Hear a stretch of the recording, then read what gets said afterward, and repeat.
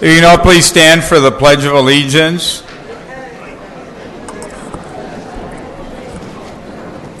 Ready? Begin. I pledge allegiance to the flag of the United States of America and to the republic for which it stands, one nation, under God, indivisible, with liberty and justice for all. If you can remain standing, Bob Barnett, our police chaplain, is going to give us our invocation this evening. Lord God, we open this evening with an invitation of your presence being here. We're thankful for the many blessings that we have in our community. We're thankful for the skilled and trained people that so serve us. We pray tonight, Lord, that your wisdom would be displayed here as we discuss many things. And Lord, there are people here tonight to be honored for their service to the community and for awards that they've achieved. We ask a blessing upon them. And Lord, we ask first and foremost that peace would be upon our community always. In the name of the Lord, amen. You may be seated.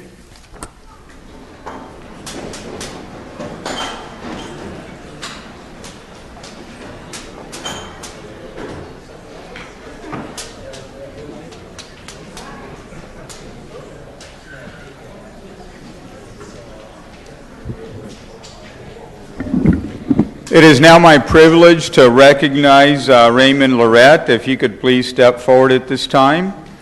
And this is in recognition of, come around here to the side, this is in recognition of 25 years of service.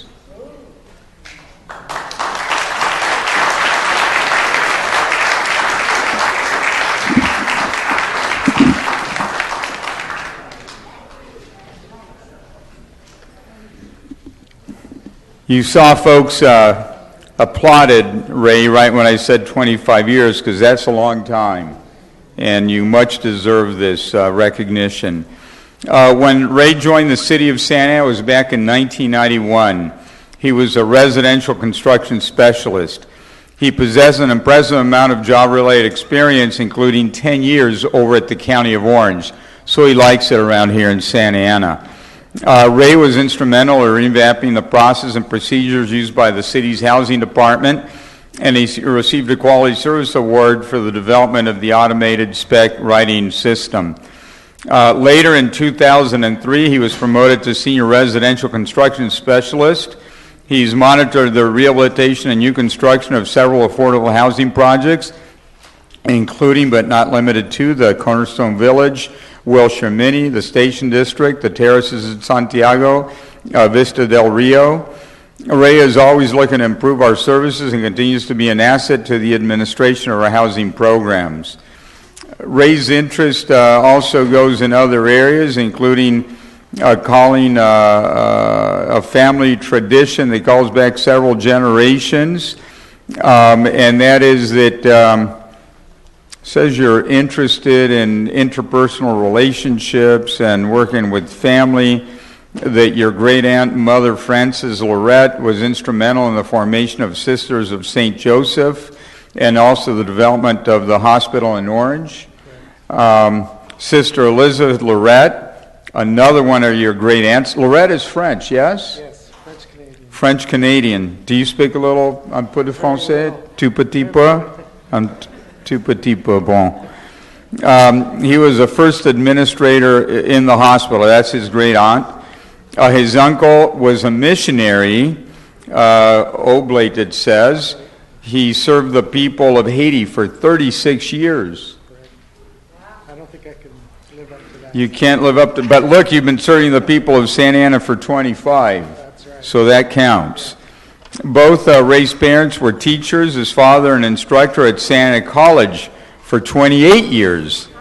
You guys do everything a long time. Also, it says that Ray and his wife Susan enjoy nature, traveling, and family get-togethers. You have 2 daughters, a son, and 4 grandkids. It says you've been composing instrumental music since you were a young teenager. How many years is that? We don't want to say. We don't want to say, but another long time. You do everything a long time. It says also you've been recording and marketing your music for use in film and television. How long have you done that? Well, Probably about 2 or 3 years. 2 or 3 years, so you have a long way to go to make that a long time. Right. Do you have any success yet? Not yet. I've had a few bites on things. He's had a few bites, so some point you see a guy that becomes famous, you will have seen him here first, because he does things for a long time, and he just started doing this music thing 2 or 3 years ago, so you have a long way to go. Right. Long way to go. But look, this is 25 years,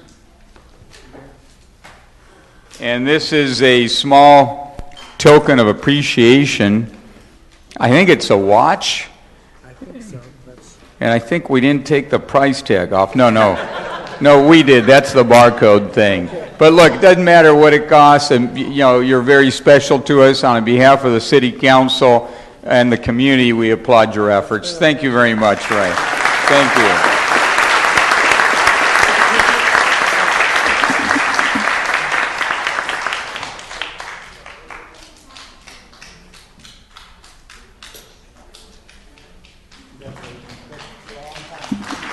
Thank you. Now, apparently, I'm going to be joined by Council members Martinez and Benavides. Apparently, yeah, it says right here. It says that we're going to collectively provide certificates of recognition. So you're down here, Michelle. And so is David. And is Adolfo Acosta here, Carlos Gaines, Miguel Perez? And their hero. Come on down. Who wants to take it? Go ahead, you're the mayor. I am the mayor, but You're you the can mayor, take you it. take the lead. You want David? Look, David wants that.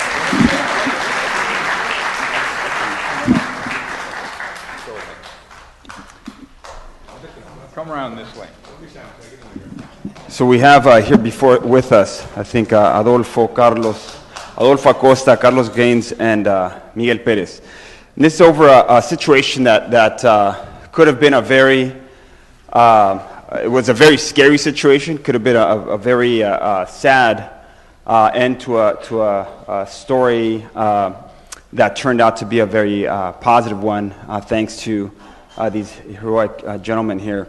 This last week on July 27th, this happened near my home. I was at home, spending some time with my kids in our backyard, doing a little bonfire. Suddenly we hear the helicopters overhead, police helicopters, and we hear broadcasting of, this is Santa Ana Police Department, announcing that they were in search of a 4-year-old little boy. And, as a parent, it's just something that's just very unsettling. My youngest, my 10-year-old, was kind of a bit startled, and he was asking what was going on. I was explaining to him that the police were out trying to help a family, and I didn't have any information at that point other than what the police helicopter was broadcasting. But I can imagine as a parent, just the terror, and I've been, maybe a lot of us as parents, been out at the supermarket or somewhere where all of a sudden, your little one is out of sight for a few minutes, and that immediately is a scary situation. And you find them and you give them a coscorrón or jalón de orejas, something, pull their ear, and say, hey, you've got to stay by mom or dad. Right? In this case, it got to a point where clearly the child was nowhere to be seen, and police were involved. I remember actually just gathering our kids, and actually we prayed for that little boy and for his mom and for the officers who are out there trying to help, hoping that the situation would turn out well. And again, due to these gentlemen here, it did turn out well. Let me read it a little bit to you. So it was Wednesday evening, July 27th at 8:15. A 4-year-old boy and his family were attending a birthday party at Jerome Park, just right around the corner from our home. He was playing he was playing, and his mother lost sight of him. Unable to find him, she called Santa Ana Police Department. Our officers responded, and very quickly thereafter had a police helicopter overhead by McFadden and Center Street. During this time, Adolfo Acosta, it's Adolfo, okay, Mr. Acosta. Adolfo Acosta was working on a car behind a store, Force Electronics, there on McFadden, right, McFadden Sullivan, right? Which I've seen, and so that's a few blocks away, but the helicopter and the broadcast reached, which is a very good thing. He heard the announcement that the boy was missing. Shortly after, an employee of his store came to tell him that he'd seen the boy in a nearby market. The men raced over to the man who was later identified as a suspect. The men then noticed that he changed, was trying to conceal his identity, but he was holding the hand of a little boy that matched the description that our police were broadcasting. Father himself, Adolfo approached the suspect and the boy and asked the boy where his mom was, and the little one began crying. Is what happened?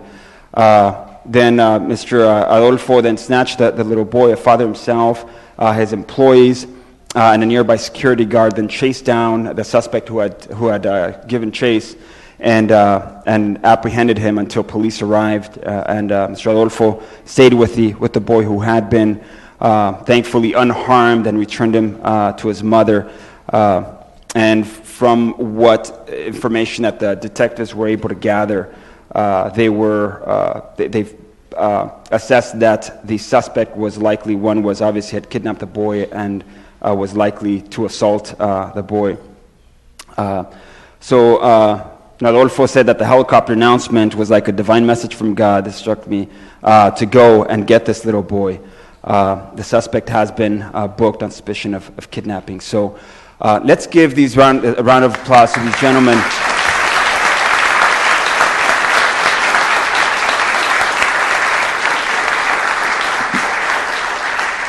After, as council members, we received the news of the positive resolution, it was the next day or day and a half later, and it was just a wonderful thing to hear that it had come to that positive resolution. And just from that night, a few hours before, just experiencing or thinking through the terror that the family must have been going through. So I know my colleagues were also were also moved by this story. So perhaps if the mayor and Councilwoman Martinez have any other words they'd like to share. Just very briefly, I personally just want to thank you three for your courageous effort, and more importantly, as we all know in our community, there are random acts of kindness. In the month of July, we were celebrating, the month of July here in the city of Santa Ana, random acts of kindness, and we have an amazing community of residents that want to give back, that want to help when we're challenged with difficulties, and this is just one example. And so again, from the bottom of our hearts, thank you so very much. I know the family, and we received emails wanting to recognize you and your efforts, but I know you probably didn't want to come here and be recognized for what you all did, because that's just something that came out of your heart, the right thing to do. But I think it's important for us here at the city and the residents of this community to understand that we have amazing people in this community that are always willing to risk their own lives to save someone else's. So thank you so very much.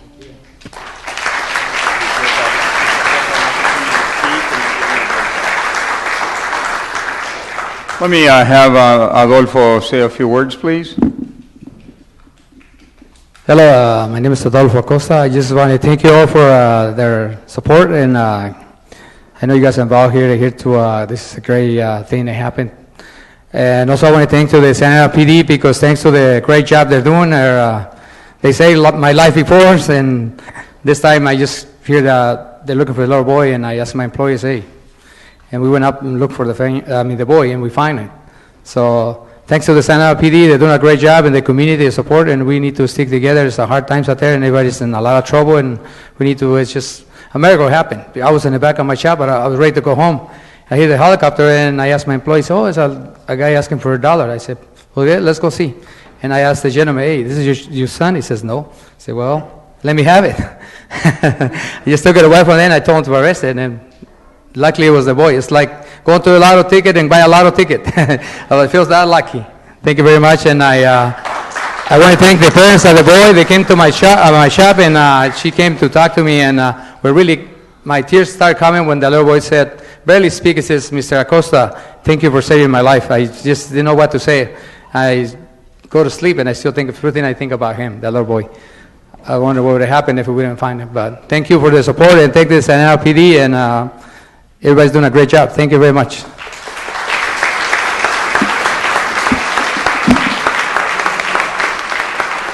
Adolfo, if I may, at this time, it's my honor and privilege to give you this certificate of recognition, but this one's a little bit special because this is really for your bravery, your courage, all three of you, not doubting for a moment. The stranger could have been a bad guy, could have been armed, could have harmed you in some way. We know he was bad because he was kidnapping a child, but you stepping in immediately, that's what made the difference. And it is an act of kindness, but it's also an act of courage. It's an act from the heart, and it's an act of bravery. So for that, to you, Adolfo, Carlos Ganes, and Tocayo, this guy's Miguel Perez, so I'm Miguel as well. So thank you for your acts of courage.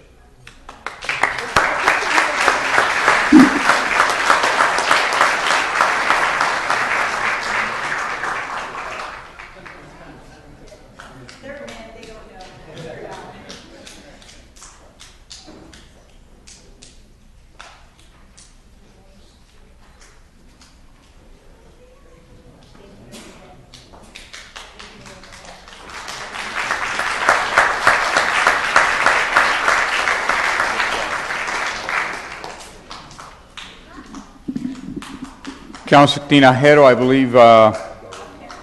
Okay, one more Benavides alone, then you're next. Go ahead. So, Mr. Acosta was just recognized, a reference, just the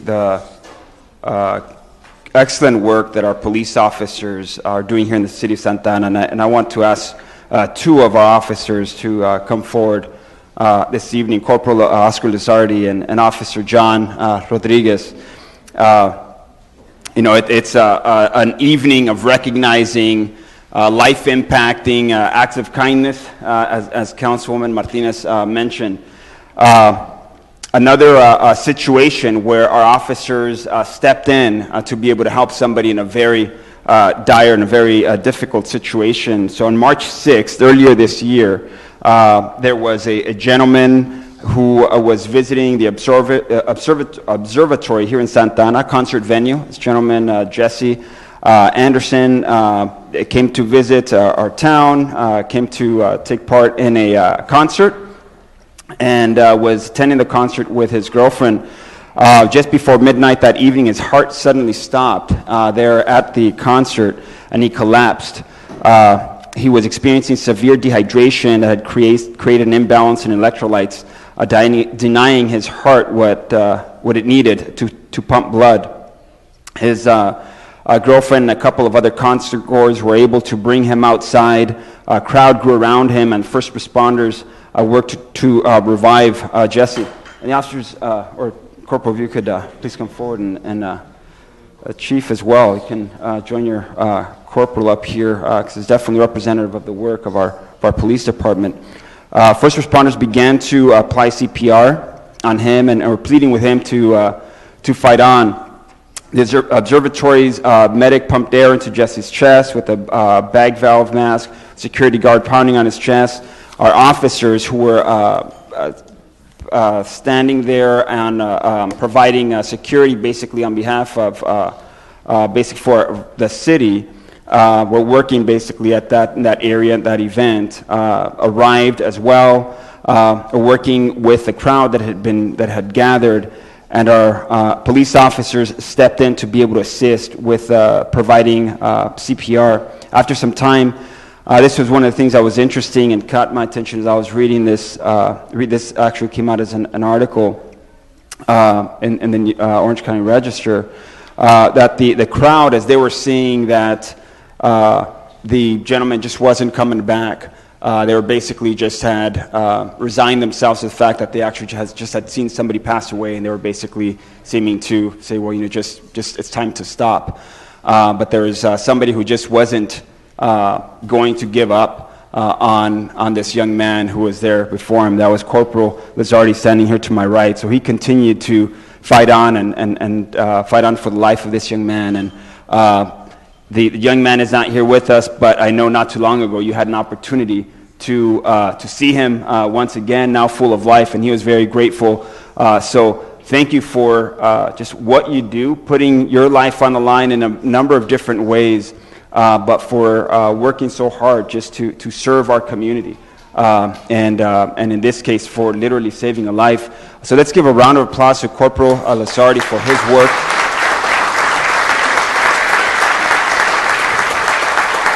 And I do want to ask if you would share a little bit about that evening, that incident, because I know it was something that was impactful for you. Sure. Good afternoon, everyone. I'm humbled, first of all, by the recognition. Thank you, Mr. Benavides, and the fact that I stand here before you. But bottom line, I do want to recognize the level of training that I received throughout the police department and in my years of working there. But I just felt like earlier, like the gentleman said, it's more like being at the right place at the right time.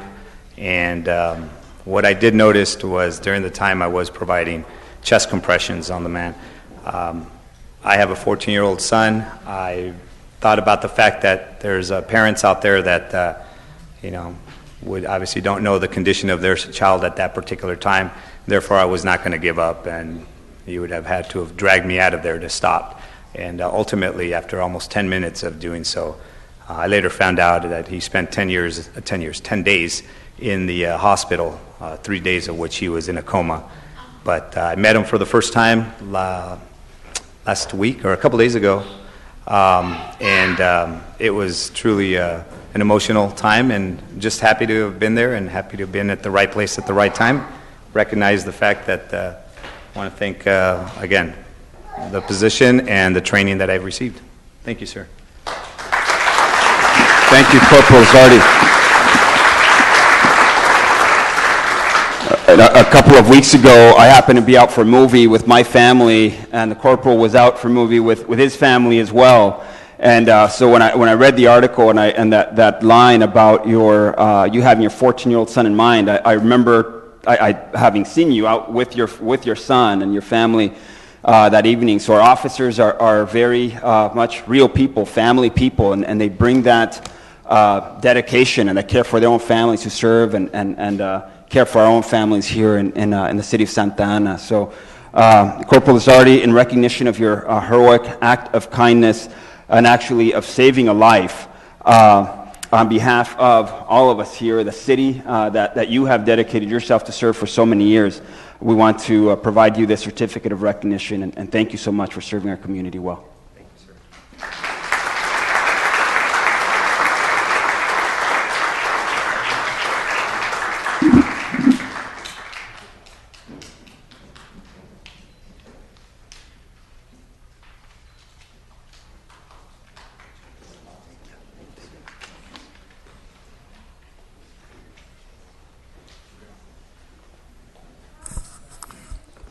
Okay, I believe Councilor Tinajero, you're next.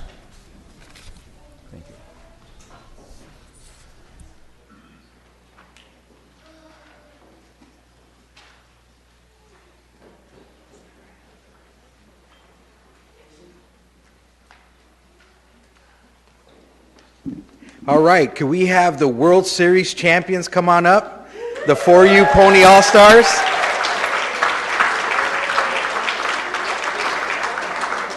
You guys come around this way here.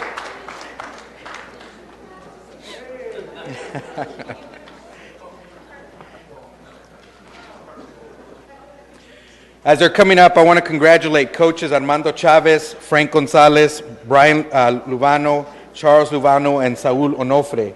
How you doing, my brother? Give me some. Nice. You guys doing all right?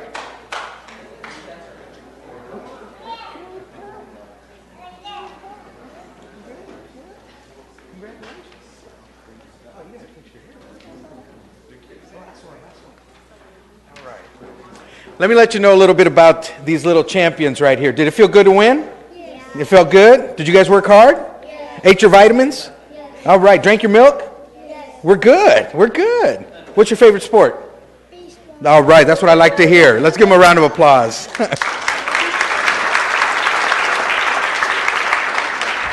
If you noticed, I mentioned there are 5 different coaches, and I'm sure other people helped out. Anytime you have a young team like this, it takes a lot of patience, right? A lot of one-on-ones. And what a wonderful organization, Pony Baseball here in Santa Ana, to allow our youngsters at this young age to go out and play some good, solid baseball. A lot of people don't know this, but they started off as a T-ball team. Right? It was a T-ball team. They started off as a T-ball team, and then when they went to the tournament, they had to play basically machine pitch baseball.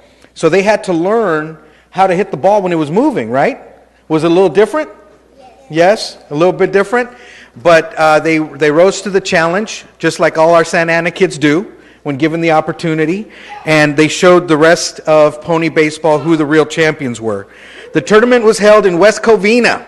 And there was a little bit of controversy because it got too late for them to play, right? It got too late for them to play, so they had to stop the game, get ready for the game the next day, right? And go out and win it. Were you guys winning or losing when they stopped the game? You guys were winning? Were you guys a little disappointed or were you getting sleepy? You were getting sleepy? Okay. So the game was stopped because it was too late, and then the next day they continued it. Both teams returned and finished, and the Santa Ana Pony team came out victorious. And so I just want to pass the microphone to one of the coaches so they can say a little bit something about this young team, and I'm sure you guys have a great future ahead of you. Go ahead, Coach. Hi, good afternoon. My name is Armando Chavez. I'm the manager.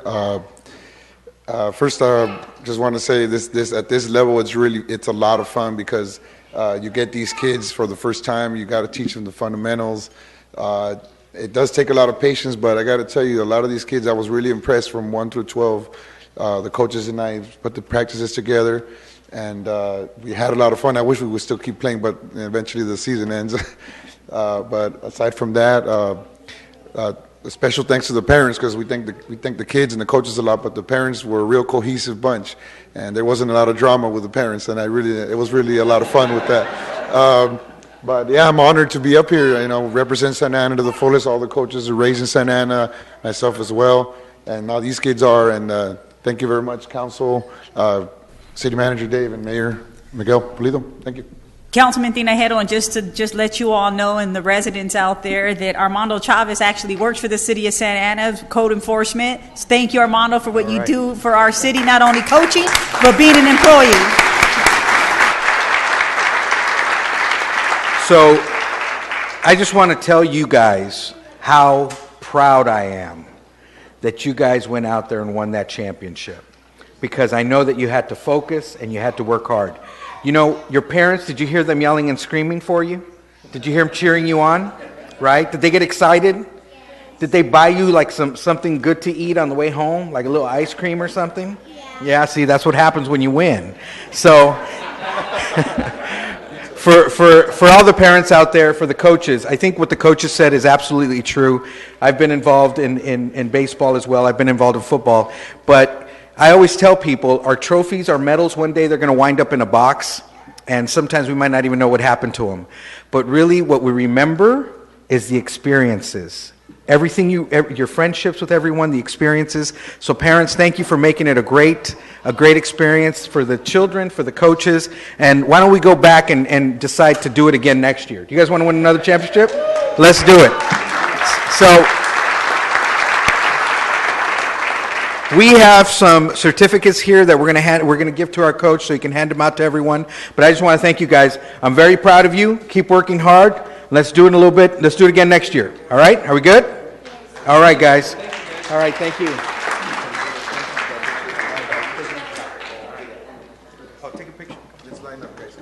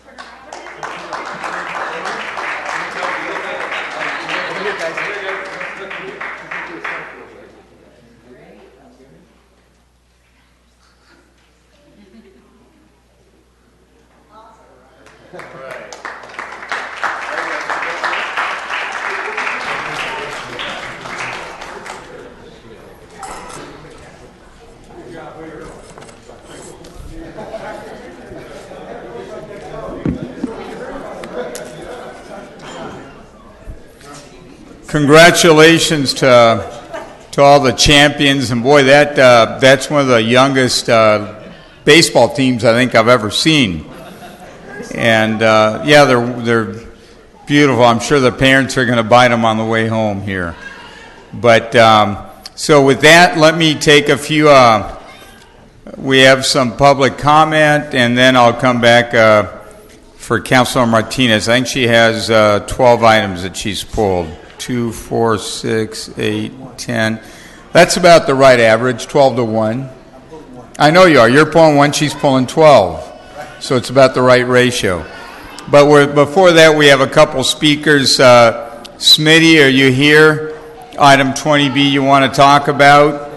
And then Pastor Lee de Leon, Templo Calvario, also about 20B. If you're here, please come on down and speak at this time. Followed by Linda Kesslin. She wants about 31A, B, and C. So, Smitty, please go ahead, sir. Okay, thank you. Good evening, Council. I'm here to speak on the progress that's being made as far as Speak right into the mic so everybody can hear you. I'm here to speak on the progress that's being made by the city on the homeless situation in the Civic Center. There has been a lot of positives so far.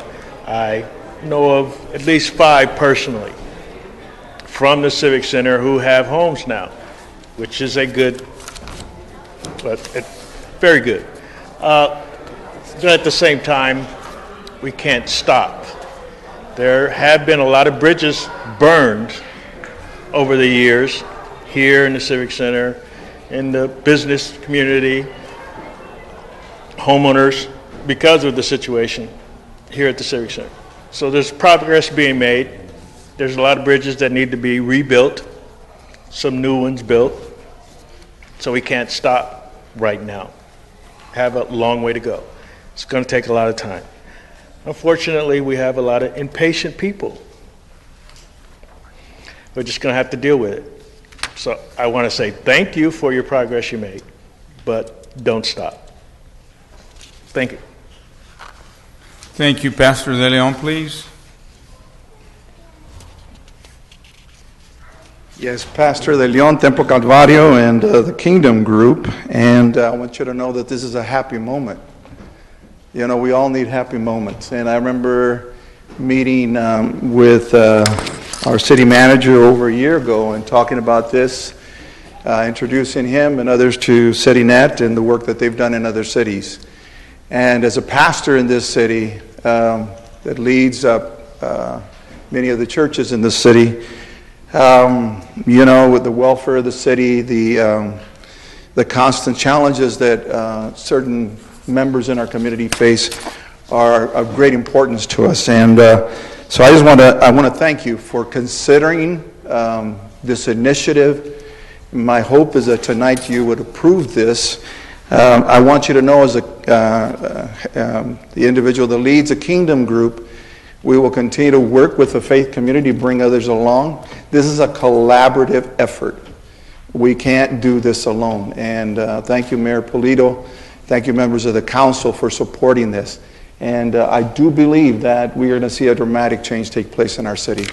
CityNet has done incredible work in the city of Anaheim, leading 30 to 40 people off the street every month. That is incredible. And with an incredible ratio of those that are staying off. So I'm happy. It is a happy moment. The faith community is very excited about this. A lot of good work that has happened in the past, but we need to move beyond just providing a lot of services, doing a lot of things for them, and move to something that's permanent. So thank you very much. Thank you for your support, and thank you for doing this. God bless you. Thank you, Pastor De Leon. Thank you for the fine work that you're doing every day. Linda Keston, are you here? Yes. Come on down, or maybe we can get a mic to you. Could we possibly maybe get a mic to her or help her? It's good for my It's good for your arms. Okay, and after that, Tasglin, get ready because you'll be next. And I will thank you because I noted that last time you said Pulido with an O at the end. Thank you. Please go ahead. All right. I have received a letter. I received a letter to come to the meeting about the buses and alcohol beverages that were planned on Sunflower in 2 locations, which is on the border. Sunflower, of course, you know, is on the border between Costa Mesa and us. The city had the bus thing down. Other parents had the bus thing down. They knew what they were doing. They had done the testing series, and it was decided that there was no relief. Even if they did this and this and this and this, the city did this and this, there was still no relief, and that's still in committee. Somebody needs to talk about that. Now, for the tea houses, that's what I look at it as, tea houses. And you don't need alcohol in the city. Any more alcohol within the city. At one time, it's down by the post office. There's a vacant lot, huge vacant lot down there. And at one time, they were talking about putting a school in there. So, you know, we don't need more places that are going to serve alcohol. And plus, nobody wanted to say where the license was coming from. You know, in order to have a tea house that serves alcohol, 2 of them, you have to have license. And nobody would say where it's coming from. So I'm against that. And you have to watch getting that stuff into your city. It's not good. Not good at all. Thank you. Aya, sir, you are next.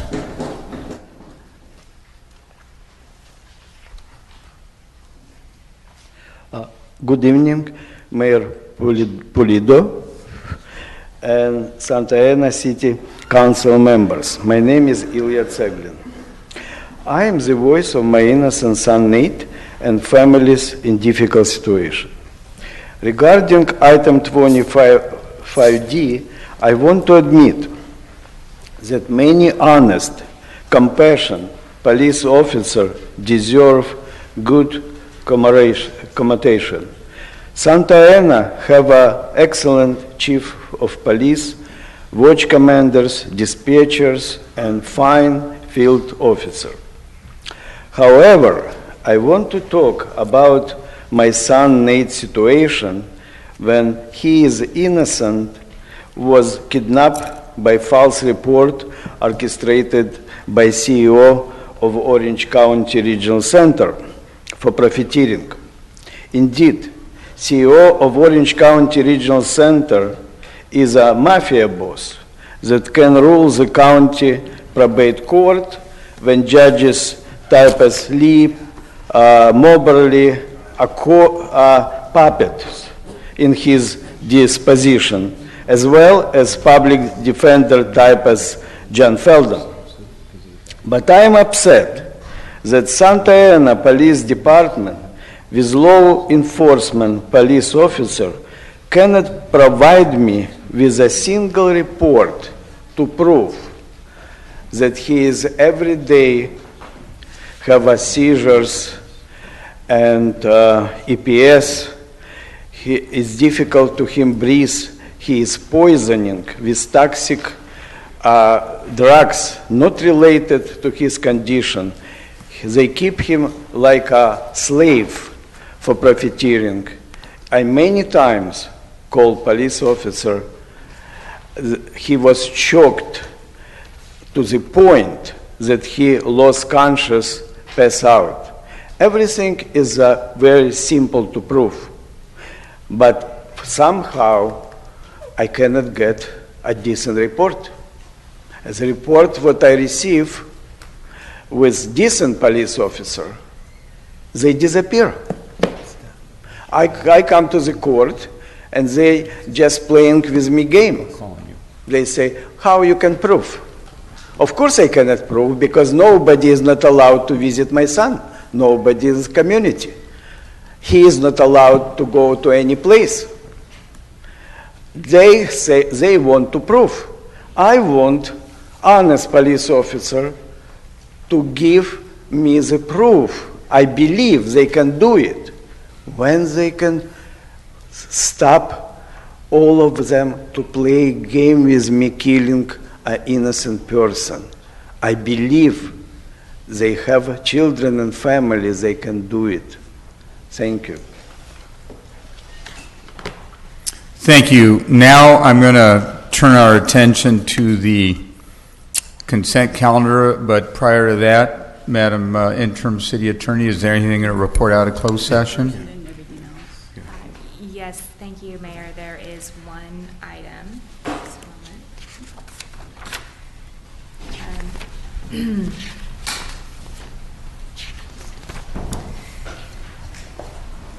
In closed session, the City Council voted to approve settlement of the matter of Aurora Vargas Dionisio versus the City of Santa Ana, Orange County Superior Court case number 30-2015-00775338 in the amount of $85,000 plus interest. The vote was 4, and with 4 in favor, 0 opposed, 3 absent. Thank you. Now I'm going to go to the rest of the consent calendar. First, let me start with Councilor Tinajero, please. Can I please pull item 13? Yes, let's go ahead and discuss it now. Let's pull it.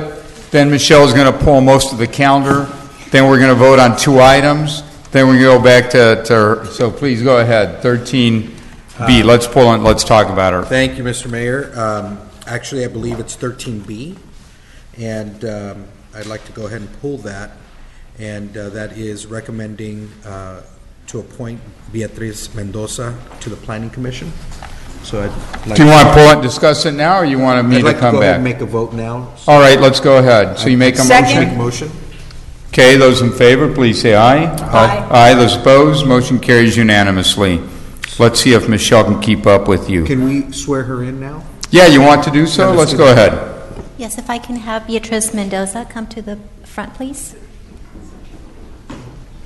Meanwhile, Michelle, get ready. You're going to have 20A, 20B, 20C, 22B, 23A, 25A, 25D, 25E, 25G, 25H, 25, I can't tell, 25K, and 25L. 25J. Sorry about that.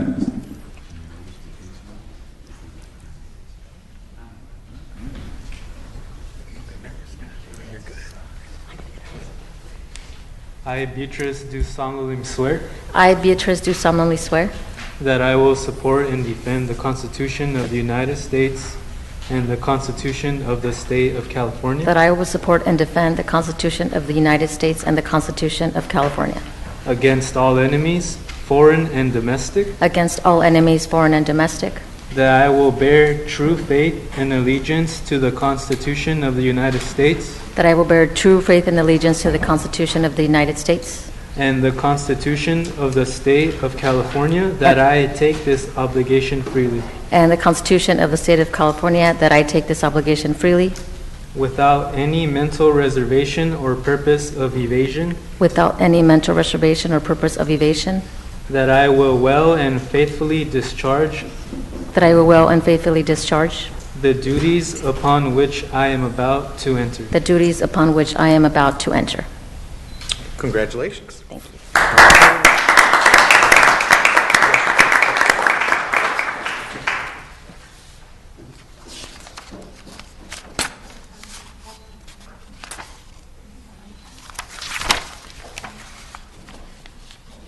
Thank you, Mr. Mayor. Let me be quick and Go ahead, congratulations, 20A. Beatrice. I'm going to pull out 20A, and that is appropriation adjustment and agreement accepting Office of Traffic Safety STEP program. And I am in support of this item, but I did want to pull this item because of the work that we've been doing as it pertains to Santa Ana mobility and wanting to make sure that we put safety first. What I did notice, Chief, of our police department, if you could just please come up here, and I know that this grant is going to be focused in regards to DUI and then also pet and bike safety. But what I did notice that a lot of, or majority of the funding is going to be used for overtime, but in particular for DUI. But what I realized, and I saw in your guys' presentation, in your memo, that most of the fatalities and injuries do come from pedestrian and bicycle injuries and also deaths. We've had 11 based on the calculation that you provided in the memo. And so my question, and I also saw that there are going to be various trainings. So my question to my colleagues is that knowing that this application, and we're looking at safety beyond just alcohol and DUI, which I think are very important, but most of our fatalities and injuries do come from pet and bike, and beyond fixing the infrastructure, we need to continue to provide awareness, education, and enforcement. And so I did see that you had lots of training. I wanted to see if possible that we can incorporate and possibly send officers to a Bike and Ride Smart through the League of American Bicyclists. So it's, I know that they're getting educated on all the DUI and all this other stuff, but as we move forward, I think our officers also need to be aware of the new laws, how we're moving forward with safety and training. And the other thing I noticed with media campaign and how we're going to go out there and doing 14 events. I am the president of the Southern California Association of Governments, and 2 years ago, we were awarded almost $3.1 million to do a safety encouragement campaign across Southern California called the Go Human campaign. And I was very instrumental as a person that passed that resolution at SCAG. It became, it's a huge campaign. If you haven't seen those ads, there's information and material that we can utilize. It's up on the SCAG website. We have technical assistance. It would be very important for us to work with SCAG to utilize that information. There's huge investments. Most of our $3.1 million went to media and went to putting all these toolkits. We recently just had a toolkit at OCTA as it pertains to our Go Human campaign, and wanting to make sure that we're able to incorporate this kind of information into the work that you're doing here. And so I would just ask if we can make those friendly amendments and kind of help with, use some of the information with the Go Human campaign, and then training for our officers as it pertains to Bike and Ride Smart through the American Bicycle Association. That sounds great. We always try to leverage other resources or other grants to get more bang for our buck as we move forward in trying to secure bike safety, ped safety, and just traffic safety in general. So we could definitely incorporate that as long as it's permissible within the grant. So we will go ahead and take a look at that, and if we're able to do it in accordance to the grant, then we will go ahead and incorporate that. Fantastic. And with that, I'm not sure who's leading the meeting. I'll move the item.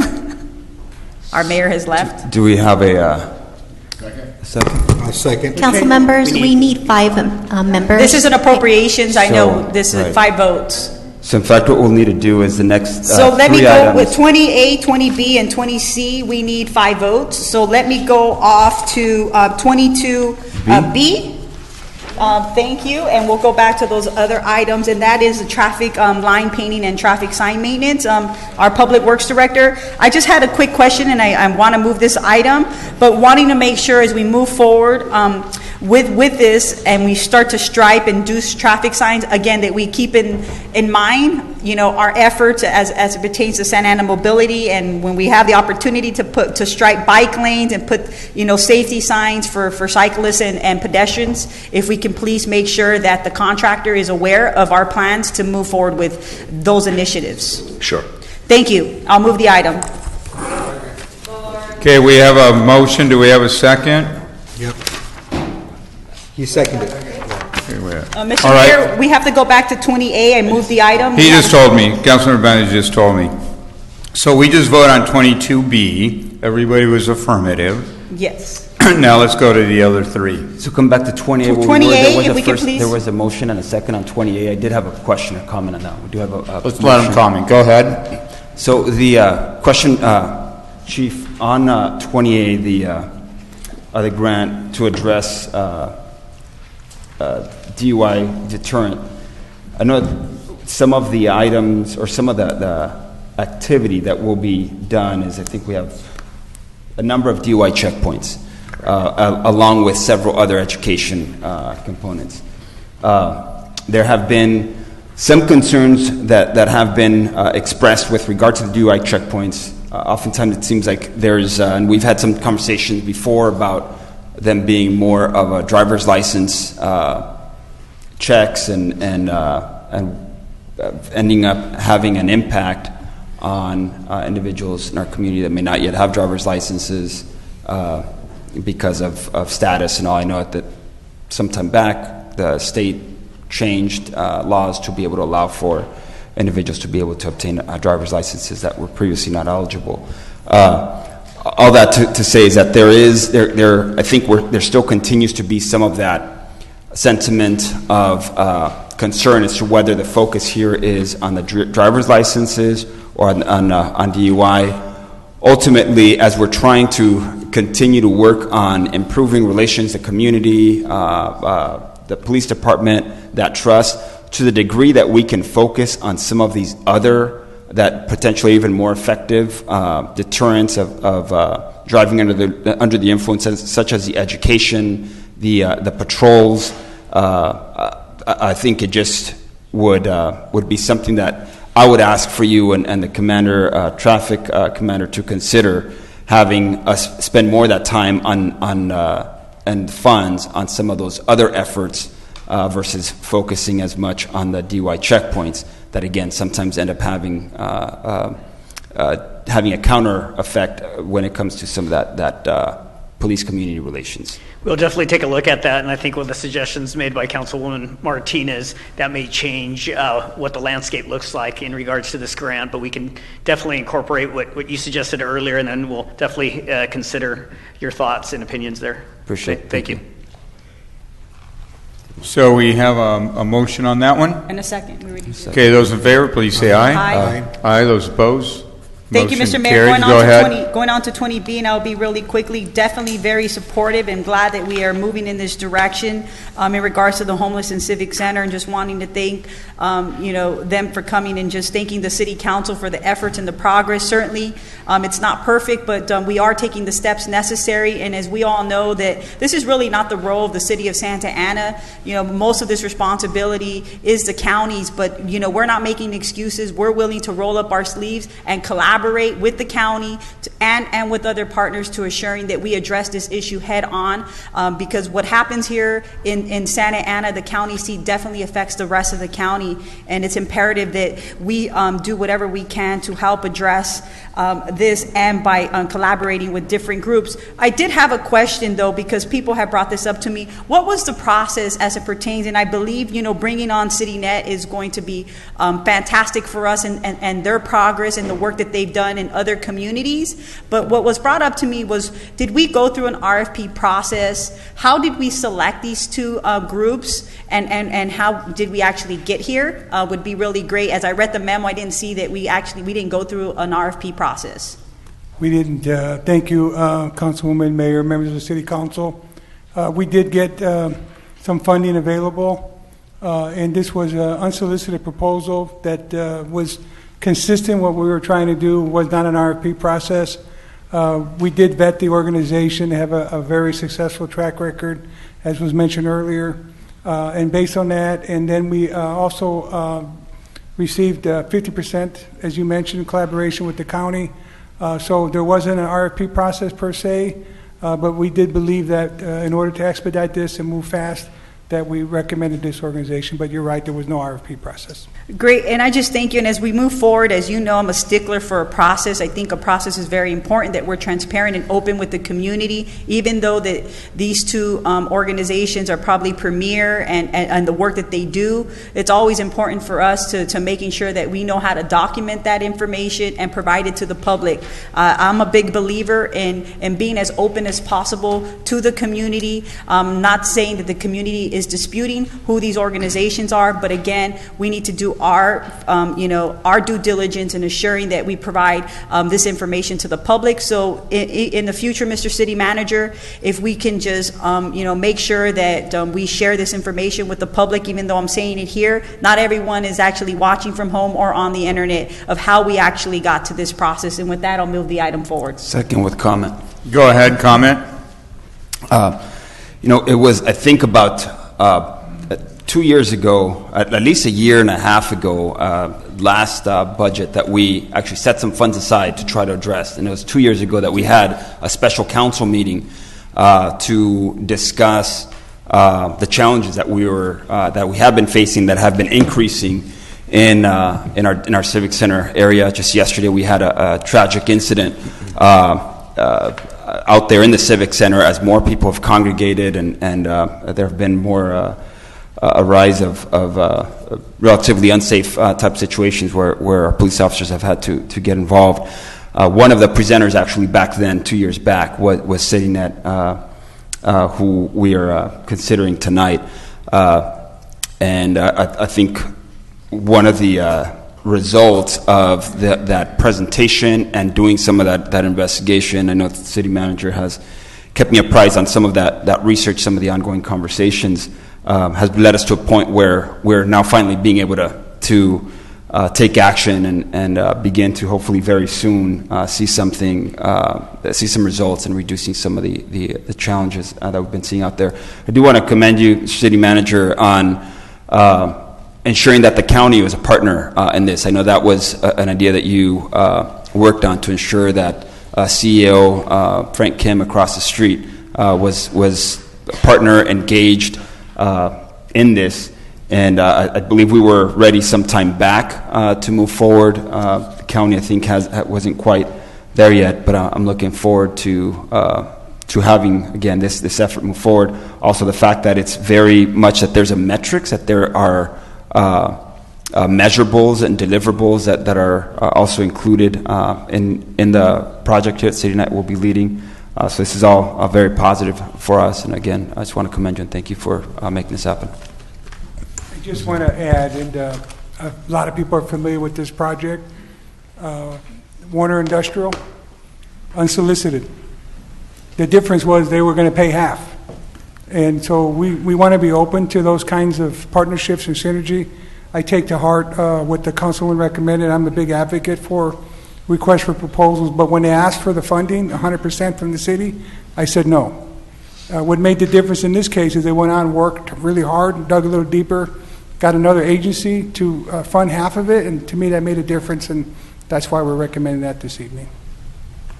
Thank you. So with that, we have a motion and a second. Yep. Those in favor, please say aye. Aye. Aye. Those opposed, motion carries. Mr. Mayor, very quickly, Go off ahead. to 20C, I am definitely in support and just wanting to, just shed light, because when we talk about the quality of life in our community, what we're doing here today is authorizing the continuation of receivership program. We have been very successful, and I'm wanting to thank our code enforcement staff for the excellent work that they have been doing. I see Alvaro out there, our manager, and just applaud you and your staff for the hard work, because very few of you out there doing a lot of work with very few bodies. And we all know that when we talk about the quality of life, it's not only about public safety, but it's about code enforcement. Most of the calls that we receive and emails that we receive in this community come from code enforcement.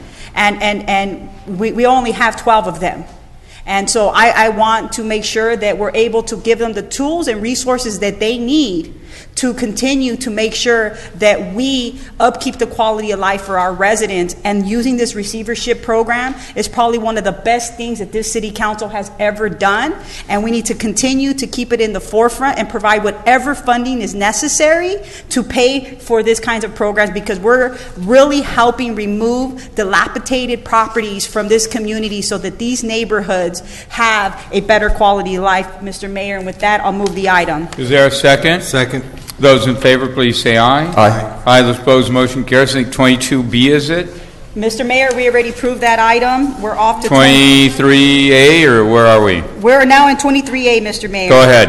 And I would just be very quickly on this item as well, which I do support, but Mr. Public Works Director, I'm wanting to make sure we're approving about $1.5 million for the slurry seal for fiscal year 2015-2016. As we move forward, and I know that we do our best to be transparent, but as we look at our road maintenance and our assets, wanting to make sure that we continue to put this on our website, when we actually do slurry seals and what specific neighborhoods. I think we kind of have spoiled our residents in the past when we were doing our 100 miles of road construction. We were informing them with maps and when that was going to be taken care of, and so that they understand that we're dedicated to one, maintaining our current assets in our roads and the investments that we made, but two, understanding when that's going to take place, if there's any parking restrictions on and so forth, when the road's not going to be available. With that, I'll move the item forward, Mr. Mayor. Second.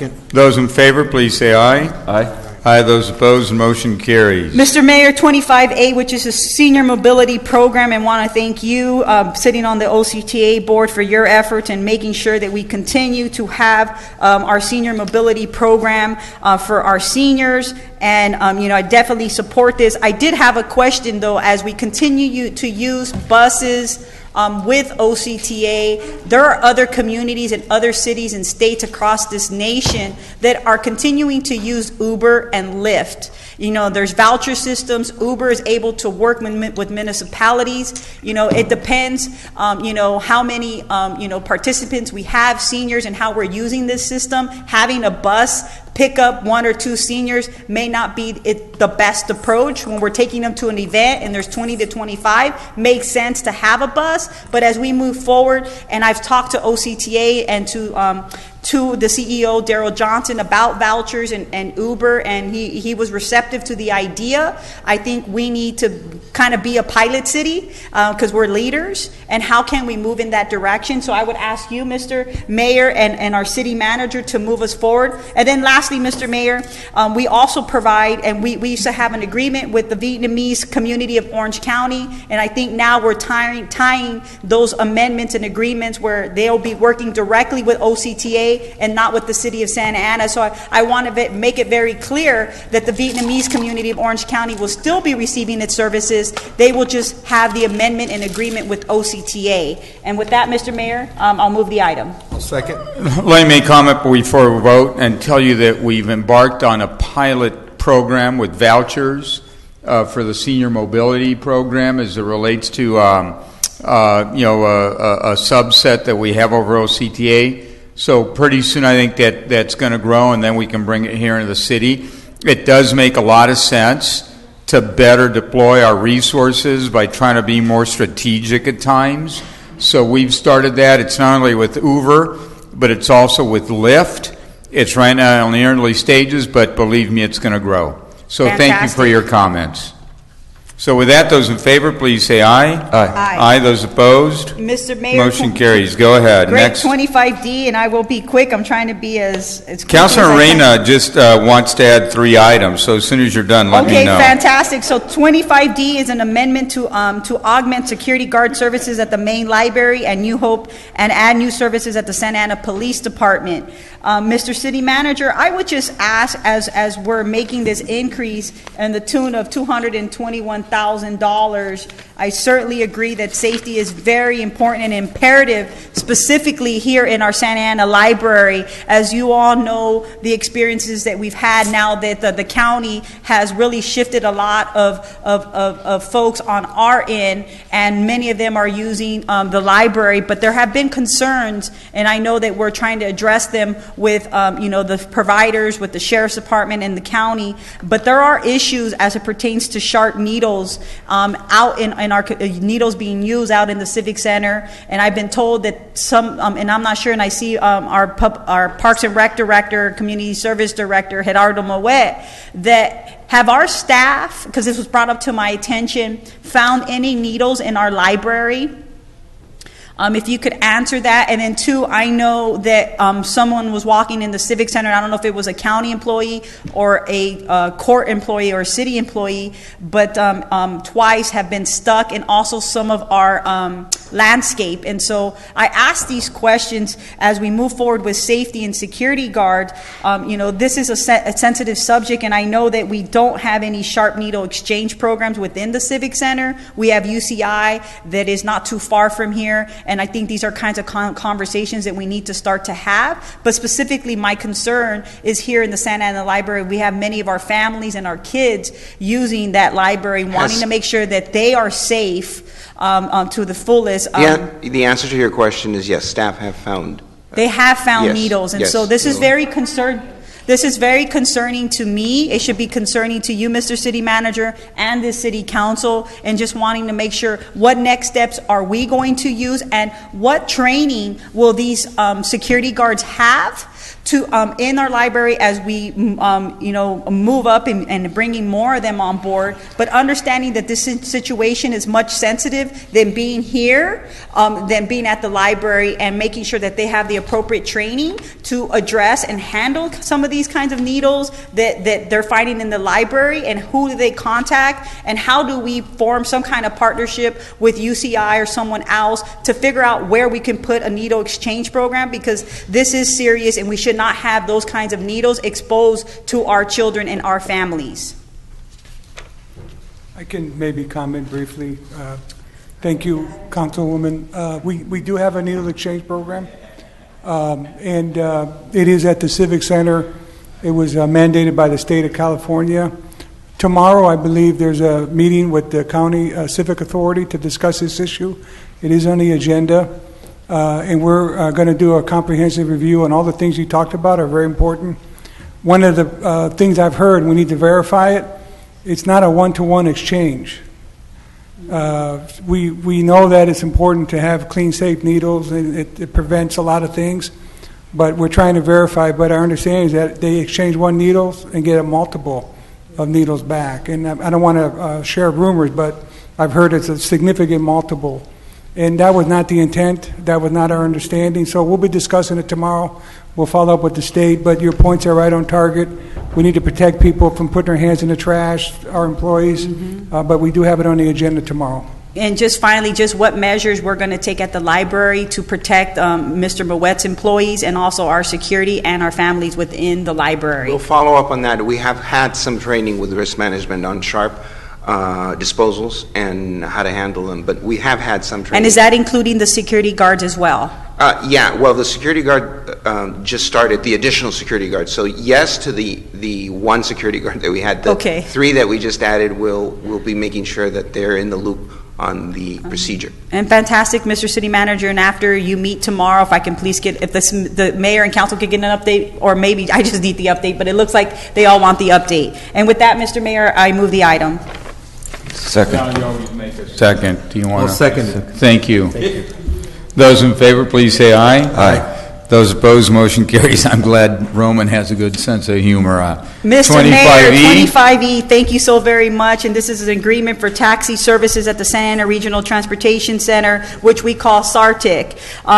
Here we are doing an agreement with hiring a new taxi service. And here I go again with the shared economy using Uber and Lyft. I think as well, I've talked about this, Fred, I've talked about this, Mr. City Manager, that how do we also incorporate Lyft and Uber to be able to pick up and drop off at SARTIC, but as well as we move forward, how do we start utilizing and looking at contracting with Car2Go as well? So people are kind of moving away from taxi services, but we want to make sure that we provide the flexibilities that everyone has an option, whether it be taxi, whether it be Uber or Lyft, or whether it be Car2Go. I think we need to provide those different kinds of mobility choices, as well as bike share. And we have the streetcar coming. We need to make sure that this city is able to provide multimodal, so just beyond the traditional taxi services at SARTIC.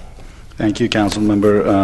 Uber and Lyft are free to come to the center. They do actually come and go, and there's no obstacle for them to operate there. We're just providing this service for those who still prefer to use taxi. and the lease amount is gone 1/3 than what it used to be. That means the market is moving toward more Uber and Lyft. And maybe there's a way how we can promote or, message it at Arts Arctic that we allow Uber and Lyft. I've been picked up by an Uber, dropped off by a Lyft at the Sartic to take the train to LAX. But sometimes I've asked the drivers, are you aware that you can do this? They're like, no. And so, again, just like at the airport, they have to be monitored. They have to have a pass now. How do we just, even though they're not paying anything, how are we able to incorporate them in making sure that that they're aware that they can do that at Sartec? Sure. is something that I would ask us to consider. And with that, I'll move the item, Mr. Mayor. I'll second. Thank you, Councilman Tinajero. So with that, those in favor, please say aye. Aye. Aye. Those opposed, motion carries. What's the next item? Thank you, Mr. Mayor. That's 25G, the distribution of facilities easement to the County of Orange and right-of-way agreement of the Santa Ana Boulevard and Flower Street. And I'll be brief on this. I'm going to be a no vote, just as we talk about easements, and there have been other, city easements in our city, and we've given other people, issues, and government entity to government entity, regardless, it's still a city easement. And again, being transparent, being equitable, this here does not show that in good faith to others who have been asking for easements of the city, and we've given them a difficult time. And so I'm a no vote on this item, Mr. Mayor, 25G. Any comment by city manager or anything on that? Yes, this is a civic center need that we have, and we do recommend that we execute the easement to provide the services for the community. I understand the concern, but this would install the fiber optic network for services, and we're recommending approval. Thank you. Is there a second? Those in favor, please say aye. Aye. Aye. Those opposed? Thank you, Mr. Mayor. The next. Well, you're a no vote on that. I'm right? a no vote. Yes, Mr. All right. Mayor. No. Next. The next item is 25H, and that's very quickly. I'm definitely supportive, which is an amendment to increase Workforce Innovation and Opportunity Act for youth funds for program year 26-2017. I just want to thank, I see Deborah out there in the audience. Just want to thank you for the great work that you do. And, what we're doing here today, we're doing agreements and working with some of our nonprofit organizations and also labor. We're entering into some agreements to making sure that our youth are prepared out into the workforce and various trainings. This city council is definitely committed to ensuring that our youth have the tools necessary and the work experiences as they move forward. And I think as we move forward, I wanting to make sure, I see that we're working here with the Orange County Labor Federation, and they're doing some job readiness and skills for 10 youth. How can we continue to expand even with our trades?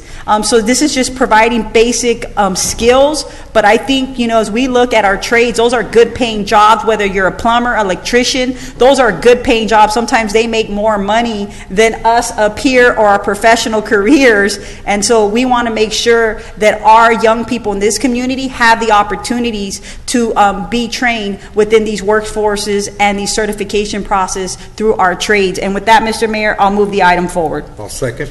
Those in favor, please say aye. Aye. Aye. Those opposed, motion carries. Is that it, or you had a No, final? Mr. Mayor, I'm still moving on. Go ahead. The next item is 25J, mutual aid support and services for middle and high school educational outreach. So I am supportive of this program. Fred, I would just ask, and what we're doing here is entering into agreement with MODOC, which is the Municipal Water District of Orange County, to do water emergency response and different training as it pertains to conservation to our residents and to our schools. Again, we have our campaign here, to drink tap water. How do we continue to take it to the next level? We're all here at City Hall drinking tap water, but still trying to educate the residents. This afternoon, I was at National Night Out. I was trying to encourage our residents to drink the tap water. They were like, and I literally was forcing it for them to actually taste it. That, tap water is good for you. Our water is rated one of the best. But again, that culture where people are still buying bottled water and are also going to water stores in the city. We have over 60 to 70 water stores in the city. The residents already pay a lot of money for our tap water. How can we have a campaign to change that culture shift that our water is safe drinking water, and we need to do a better job? And so here we are approving $333,000 to MODOC.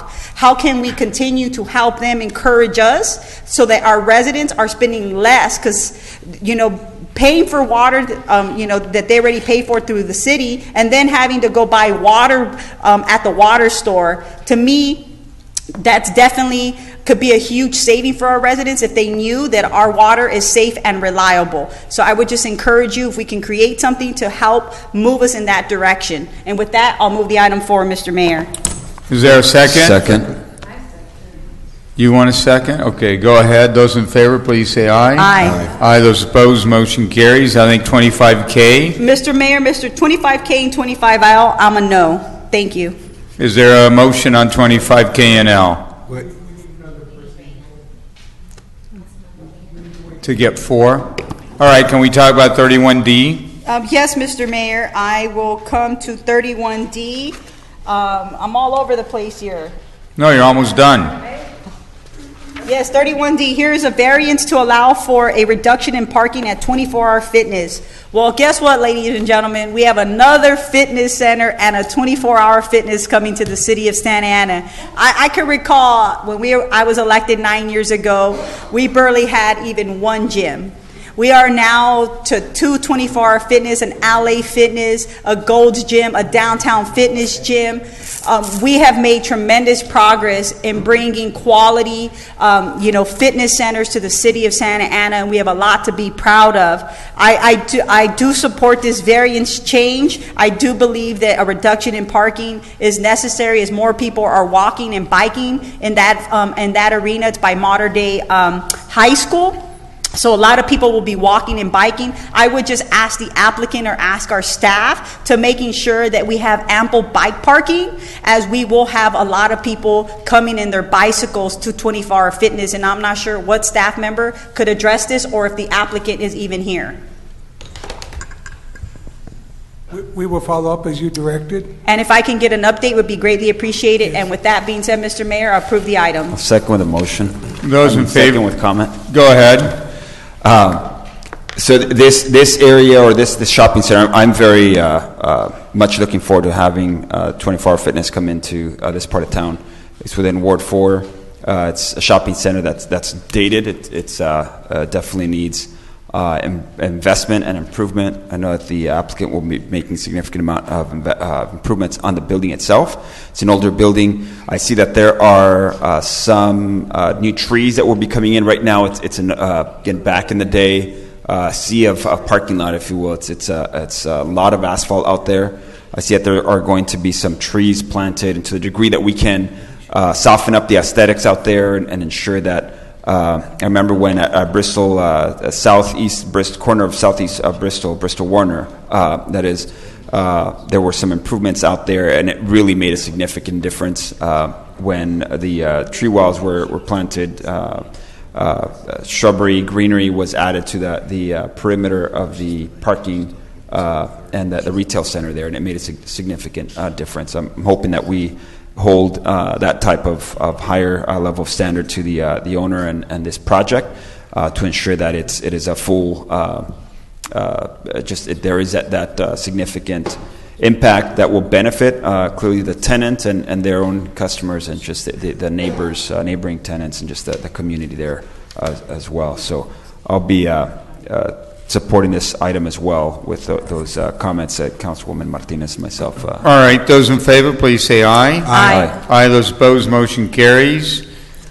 So carries unanimously. Now I need a motion on vote on item 25K and 25L. I'll make a motion to approve on both. I'll second both. Those in favor, please say aye. Aye. Aye. Those opposed, motion carries. Now let me go to one. No, Mr. Mayor, on 25K and 25L, I was a no vote on both Correct. those. Oh, okay, just making sure. Right. So we made the motion, you voted no. Sorry about that, and motion carried. So with that, I'm going to go back to the balance of the consent calendar. And I just have one item on that, and that is that I'm going to abstain on item 25A. And the reason being that that this property, 525 West Santa Clara, that's seeking, this community historic preservation designation, is very close to my residence, and so I'm not going to vote for that reason. 25I. Oh, 25. So I'll make a motion to approve that item.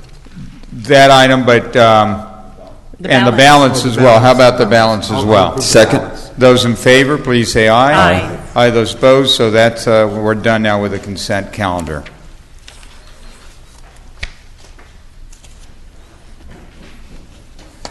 Now let's go on to the business calendar. I'll move item 55A. I'll second. All right. Those in favor, please say aye. Aye. Aye. Those opposed, motion carries. 55B, I would entertain a motion. Okay, let's give Councilor Reyna a motion. Is that okay, Madam Clerk? Okay, good. It'll look good on the record there. Those in favor, please say aye. Aye. Aye. No. Those opposed, okay, there's a no on Roman's motion. That's okay. 65A, League of California Cities voting delegate. I'll make a motion to approve. Do we have to actually? Council, we need to designate We need to. Is anybody planning on Martinez and attending? Martinez. She can be the primary and she can be the substitute. She's laughing. So we need a member on the League of Cities. Right. Does anyone want to be on the League of Cities? This annual business meeting taking place on October 7th. Is there a location The that's been meetings? identified? Or do we need on the agenda, there's a specific annual business meeting mentioned October 7th? He wants to know where the meeting is to see if he's going In to Long serve. Beach. It's in Long Beach, David. I'll be the alternate if Councilman Martinez is here. You wanted San Francisco, man. I'll take it if nobody else wants to take it. All right, You have so to be you'll take president. it, and you're the alternate. Motion. President second. Alternate. All right, we have a motion by Reyna, second by Martinez, and that would be that Sal would be the member. It says two alternates. It's a designated voting delegate and two alternates. So All I'll, right, so I'll you're amend, the I'll three. friendly amendment. All right, Add so now Reyna Reyna's as a in there second. as well. All right, that's his own motion. Angie, let's give her. Good Lord. All right, those in favor, please say Aye. aye. Aye. Those opposed, we got it done. Motion carries. 75A, staff wants continuance. No, I'm kidding, but so I'm just going to go ahead with 75A. This time, place for a public hearing to consider approving Tax Equity and Fiscal Responsibility Act.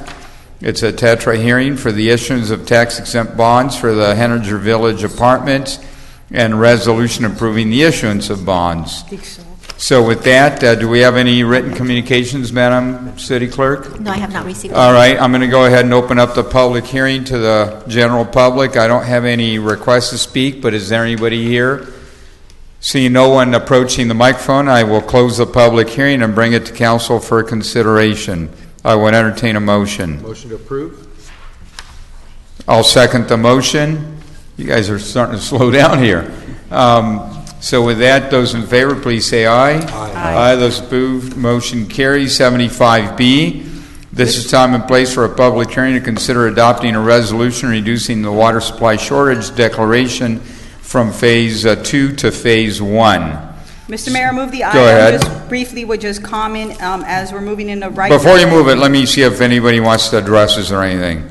Madam Clerk, do we have any written communications? No, I have not received any. Okay, do members of the audience, I'm going to open up the public hearing. Does anybody wish to address us?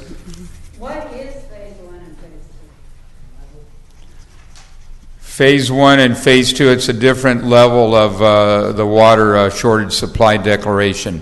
So with that, let me close the public hearing, and I'll bring it to Councilman Martinez, please. Just, Mr. Mayor, just very quickly, just wanting to applaud our residents for doing a great job in conserving water. We're still not out of the woods, even though we're reducing, our phases from 2 to 1. We need to make sure that we continue to educate, provide awareness, and do what we can as a city and as a community, because, at the end of the day, We live in a desert, as Councilman Reyna says, and we need to make sure that we do everything we possibly can to conserve. And with that, Mr. Mayor, I'll move the item.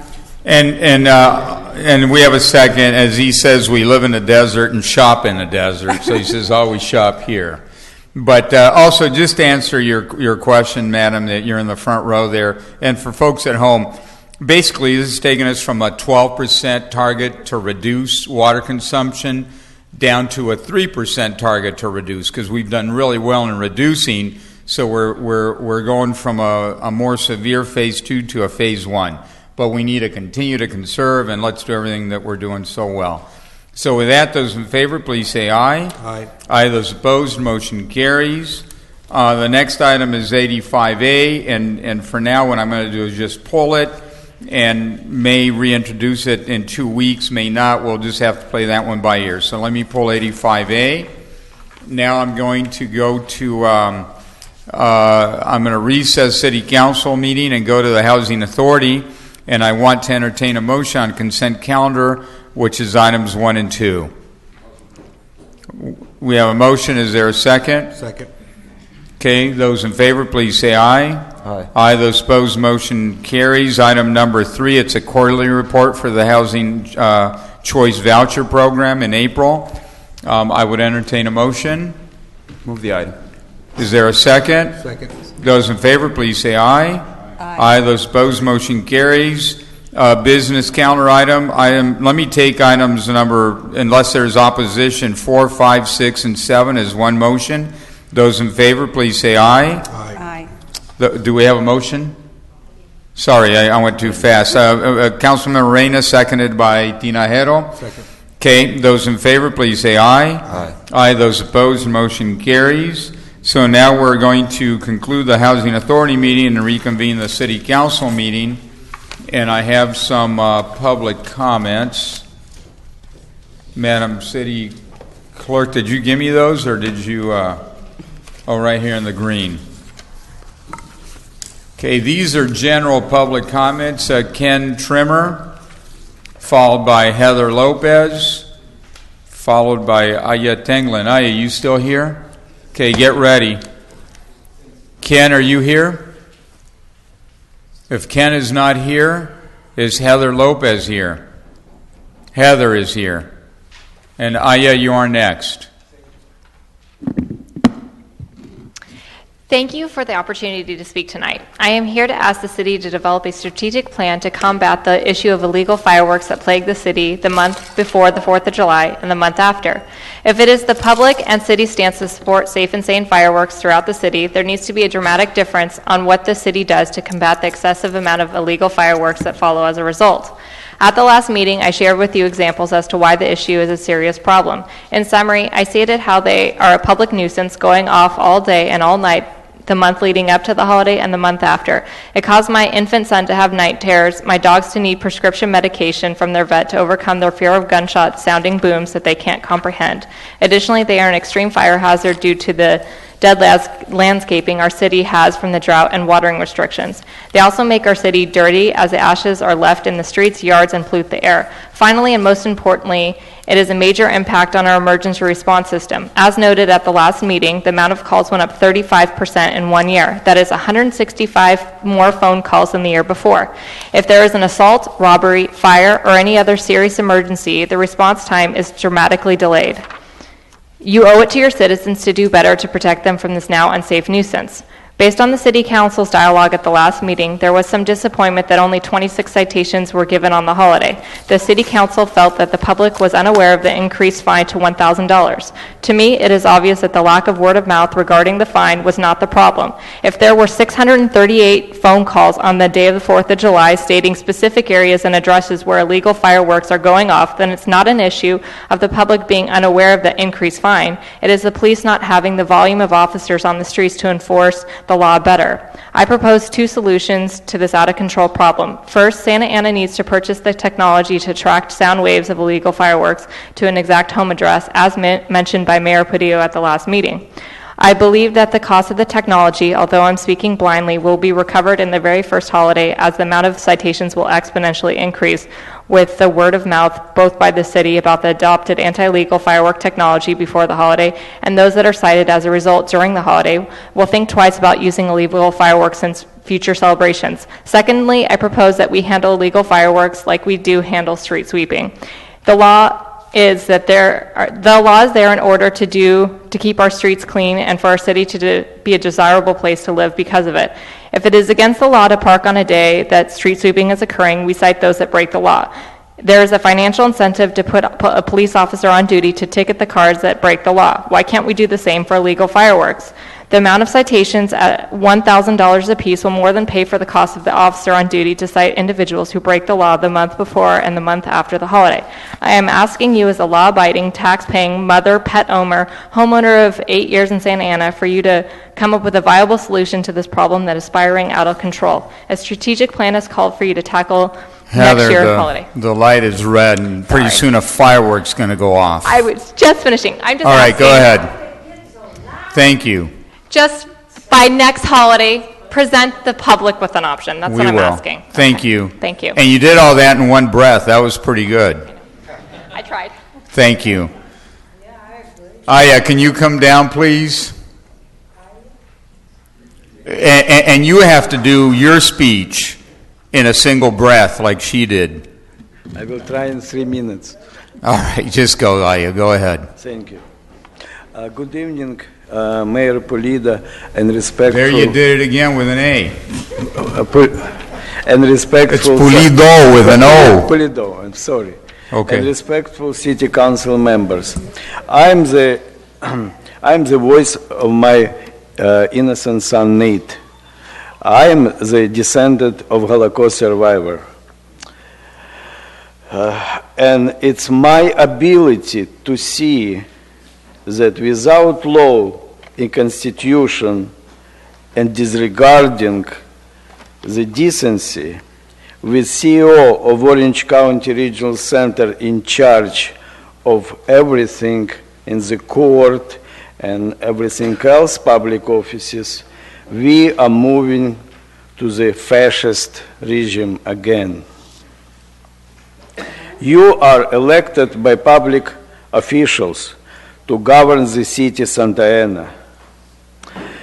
My innocent son is tortured and exterminating after being kidnapped. They thirsty for the CEO of Orange County, thirsty to money and to the blood. It is not about corruption and government organized crime only, but it is about the neo-Nazi fascist, sadist ruling the county. You are professionally in position to review case in probate court number 824-6780. Through 6 pages of this case, you can clearly see how my son and my family innocent and how they created false accusations. Indeed, visit the probate court and observe for a while how judges type as Lee Moberly and their colleagues with public defenders such as type John Felden serve interests of Orange County Regional Center by betraying public and you, all decent citizens. Protective services receive more than 150 reports of severe neglect, medical mistreatment, abuse, and fail to find the truth because as well they have a conflict of interest, deal with fraud and criminal activity. I want to notice that we do not deserve this situation. Thank you for your attention. Thank you. Thank you. And with that, I'm going to go to the city manager's report. Thank you, Mayor. Members of the City Council, I have 2 items for the council and for the general public. The first one is a very, very exciting groundbreaking on Thursday at the Depot at Santiago. Very high quality, affordable development, transit-oriented development. We encourage everyone to be there. Second item is, I guess it's the third annual downtown Santa Ana Run and Ciclovia. It's August the 20th. It's free. It's going to be very exciting. Get out there early from 8 to 10. I know many of the council members have been in the race. I remember you ran it, Mayor. I actually did it, believe it or not. So I encourage all the people to come and their attendance, and we're excited about this. Thank you. Roman and I finished about the same time. Thank you for that. Michelle, you want to go first? You want? Mr. Mayor, Go ahead. appreciate it. Thank you. So, I first want to start off and thank the city manager for announcing the great groundbreaking that's happening in my ward, the Depot de Santiago. Very excited about this opportunity as we'll be tying it to SARTIC and active transportation and making sure that we provide more housing that kind of helps us reduce traffic and congestion in that area, and hoping those folks that move in that direction will have other options beyond the vehicle, that they'll be able to take the train, bike, walk to work, so that we alleviate traffic in our neighborhoods. And so we're moving in the right direction and wanting to thank CNC Development and the great work, and looking forward to showing up on Thursday for this great opening. Next, as you all know, we have a huge open streets event. And I'm not calling it, we have several activities, but essentially when you close down a street, it's called an open streets event. And that's what we should have called this. We're having our downtown 5K, our open street event with our Ciclovia, and then as well with our VIP, and then other health resources and activities. And so this is a great opportunity for us to have many activities so if you don't like to ride your bicycle, you can walk. If you don't want to walk, you can run and do the 5K. And if you want to play basketball, you get to play basketball. And if you just want to walk around and view the health booths, you're able to do all of that on Saturday, August 20th from 8 to 2 p.m. If you're interested in playing in the VIP basketball game, don't hesitate to email me, Facebook, Twitter, Instagram me. 714-887-9845 is my cell. My personal email is councilwomanmartinez@gmail.com. I will be helping our staff assemble the VIP basketball, and I'm hoping that my colleagues will step up. I think last year it was only myself and Roman, and there was no one else beyond community leaders that helped us. But we do have a lot of activities, and I will be doing hopefully all of them. And hopefully I'll be alive by the time this all ends at 2 p.m. Next, I wanted to, thank our planning director for providing me an update. I last requested at our council meeting about the update of the general plan. Mr. City Manager, thank you for sharing that with me. As you know, when you first got here 2 years ago, I think this city council prior to your time asked Kevin O'Rourke to make a commitment to updating its general plan and its zoning code. As you all know, that we have a 40-year-old plan and 60-year-old zoning code that is outdated. For us to have a vision and to move the city forward, it is imperative that we do these updates.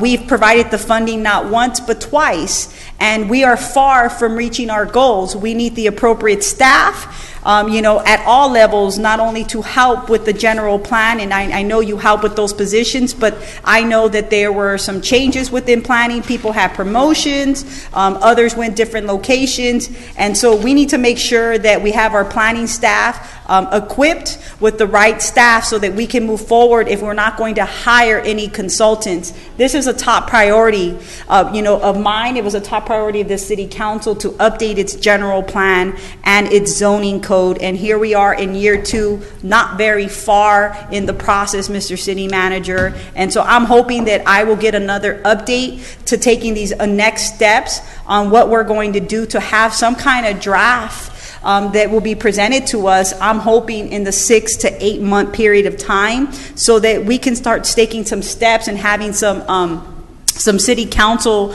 meetings of how we can vision have some visioning meetings ourselves with our staff on what we want to see. I know our executive director did one-on-ones with us, but I think it's important to have this open forum with the public so that they understand where the city council wishes to see the city of Santa Ana 20 years from now. And our zoning is going to be very important as we move our city in the right direction and making sure that we have the right uses in the right part of the city with industrial we need to continue to make sure that we have a balance with commercial, with housing, because at the end of the day, we all know that the majority of the taxes that we do receive come from the business community and not more so from the resident community. And so we need to make sure that there is a balance. And so I will conclude in hoping that there will be updates. And just lastly, I do want to state that I haven't asked for a lot of updates, and I can go off of 20 things that have not been completed. But what I will say, Mr. City Manager, something else that is very important for me, and I was given the update, is making sure the branding and the marketing. And I know we don't have an economic development director, and I don't know where you're at in that process. I'm hoping that we jump on that immediately. Economic development is extremely important for us as we move our city forward, but more importantly, how do we market and brand this city? I got off the phone today before I got to our closed session with Bob Escalante. As you know, Bob Escalante just celebrated his 50 years of his Packard with his family and his business, but there are people calling and they have concerns. We have had and we have to be honest with ourselves.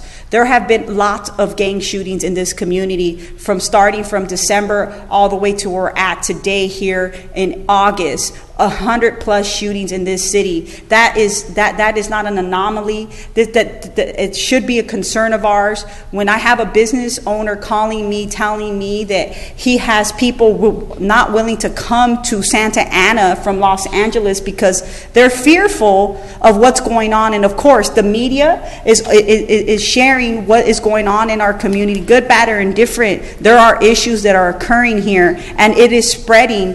And so when you don't have people wanting to come here because they feel that Santa Ana is not safe. And of course, Bob's saying, come to downtown Santa Ana. It is safe. Yes, we do have issues.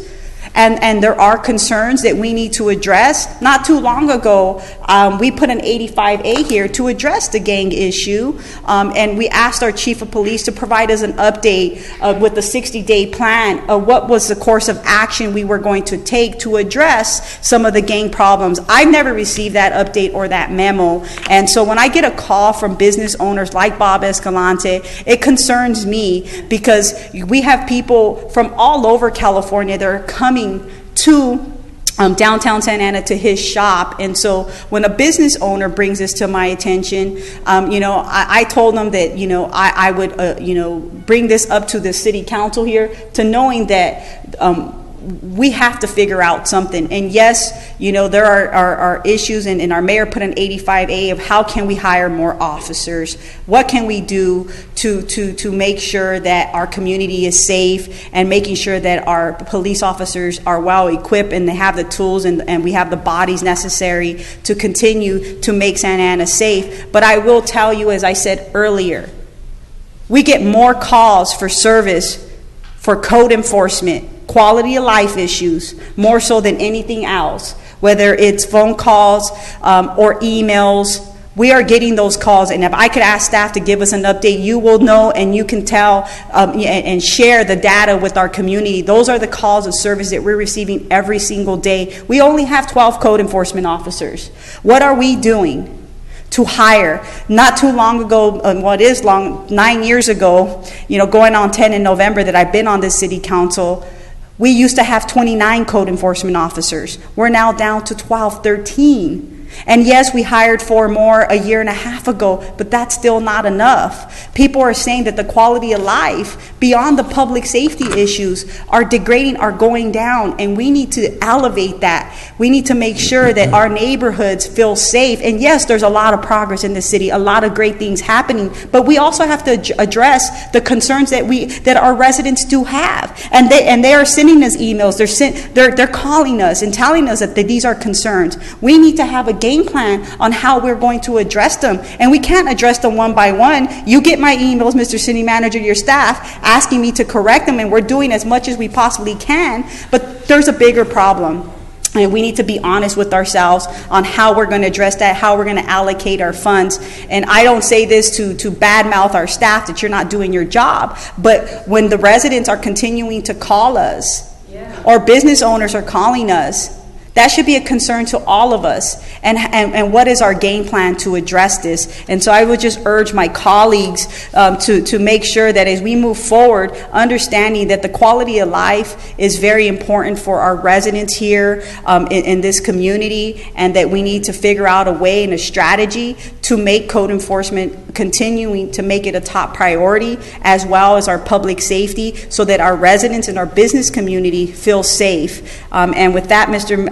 Mayor, I just want to conclude, and I know you're closing the meeting and adjourning in Tuxico Ventura, who we all knew in our community, who was very well loved and really cared about this community. He passed away. He was a friend. He always kept me on my toes and accountable. Certainly will be missed. I want to thank Councilman Benavides to donating to his family and putting something on his Facebook so that we had the appropriate funds to help bury him and give him the dignity that he deserved back in his home country, Mexico. Thank you, Mr. Mayor. Thank you. Councilor Tinajero, please. Thank you, Mr. Mayor. I have, first and foremost, I want to thank the staff for all their diligent work, our police officers who risk their lives every day. It's a tough time right now it's a different time right now, different culture out there, and being our police officers. I think something that we have in our favor is that we've always hired officers who understand the culture here in Santa Ana, who many of them speak the language of many of the residents here in Santa Ana, and are able to identify and create congruency with our community. And so I just want to continue to thank them. I want to thank the chief, because in the last 2 years we received information that we've had fewer wrongful death shootings as far as and claims, significantly, than we did in previous years. And that's because our police chief is putting certain trainings in on how to work with our community today. These are changing times. These are changing times. And I think that as individuals, we have to, when we see something that is problematic, we have to address it, and then we have to improve and get better from it. And I think at the end of the day, every community has issues. The question is, how do you admit to those flaws? Do you then do something to better, and do you improve and learn from those ever-changing times and situations that come around? I don't receive the kind of calls that Councilmember Martinez gets. I get different types of calls, and those are the quality of life is elevating in different areas around our community. Not to say that what she's saying is inaccurate. What she's saying is she has accurate stats behind her, but this phenomenon that's been going on since January, it's not unique to Santa Ana. This is happening across the state of California. Every time I meet with other folks, they're saying they're running into the same issue. There are different laws that have come into place that deal with this. We have a homeless issue here. We have affordable housing issue here. And we're not the only ones that are dealing with it. If you go down the Santa Ana River Trail in other cities, you're going to see that there's little encampments up and down the area. We as elected leaders across this county have to make a decision on how we're going to address those issues. Code enforcement is a big deal. I'm sure that we're going to have something in place to deal with that. But we have to, we're getting into a political summer. And I just want our residents to understand that. And there's nothing that drives me crazy as we get closer and closer is to see other things get used and hyperbolized. And so I just want to make everyone, I'm going to be calling on those. So as we go forward, if there's an issue, let's call that issue. If there's a problem, if there's a pothole, let's say there's a pothole on First Street that's really hurting drivers as they're driving through. and damaging cars. Okay, let's fix that pothole, but let's not say that the whole city's full of potholes. That's what I'm saying, is let's address the issues. We're not going to address them all this summer. Promises will be made, and you're not going to be able to fulfill all those promises because there's budgets constraints. There's also other issues that we have ahead of us that we have to deal with. So this is not an easy job. This is a very complex job. I think as a council, we have to remember we are policymakers and we steer that ship. We have our city manager at the wheel and we're telling them where to go. And we have a staff that has an education that we don't have, as far as public works, as far as knowing how to handle those things, and we have to trust in their work. And so I'm very proud of the work you guys do. Let's put our seatbelts on. It's going to be an interesting ride, but it's always going to be interesting and fun. So with that, I'm done, Mr. Mayor. Thank you for that. Now let's go over to Councilman Reyna, please. Sure, let's see if we can get brief on this. Like always, let's make sure that we're water-wise. I know that we adjusted our water amount, but let's definitely continue to do so. Just got back from Catalina. We had an absolute blast. We took 100 of our community members to the backside of Catalina for 6 days. A lot of our kids, unfortunately, never leave the city, never have been to the beach, let alone be on a boat. And as soon as they saw a buffalo, they were completely blown out of the water. This is going to be a lifetime experience for these young people that they're going to maintain for years to come. A lot of their parents had been on this program when they were young as well, so you could definitely see the positive ripple effect. So can't wait to go back for next year. As you heard from some of my colleagues, one of the best ways to include the entire family in a fitness activity is a 5K. It's only a little over 3 miles, something that we could do with the children or even walk. Come join me. I'll be walking. My knees are a little sore these days, but please come out and register for the 5K. It's an absolutely phenomenal program. Also, this past month, we had an opportunity to host a couple movie in the parks in the community. It's been a great feedback from the residents. They're eagerly excited for more throughout the community. It just showcases how much of a demand that the community is really reaching and screaming for these type of activities. So, Mr. City Manager, thank you for taking the lead and getting us that equipment. It is really paying off tenfold, so thank you for that. And like always, Shop Santa Ana, it's back to school night or back to school coming up really soon. So whether it be elementary, junior high, or high school and even college, Shop Santa Ana and make sure we keep those dollars here. Thanks so very much. Have a good night. Thank you. Now, Councilor Benavides, please. Thank you, Mayor. We're now in the month of August. It's amazing how fast this year has been going by. Month of August. And it's the birthday month of one of our colleagues here, Councilwoman Martinez. Early happy birthday to you. August 16th is her big day. She 28. She's 28 already. And holding. As the mayor indicated. She provided her email and cell phone, so you all know how to track her down and send her birthday wishes here on 16th of August. And there's always a lot of great things going on in this wonderful city. One that's been highlighted, the Downtown Santa Ana 5K on August 20th. At 4th and Main, it kicks off at 8 a.m. Gathering starts at 6:30, and there is information on the city's website.